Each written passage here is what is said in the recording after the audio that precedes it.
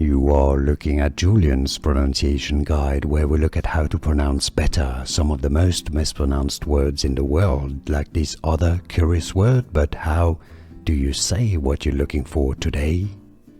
Let's learn this interesting expression from English, the pronunciation and the meaning. It used to tell someone that they should forget about unpleasant things that happened in the past and just move on. It's pronounced as let bygones. So bygones are things that are gone, okay? Let bygones be bygones. So let the past be in the past. Let bygones be bygones. Here are more videos on how to pronounce more confusing words and names too many mispronounced. Like this video if you found it useful. I appreciate your support. I'll see you soon and thanks for watching.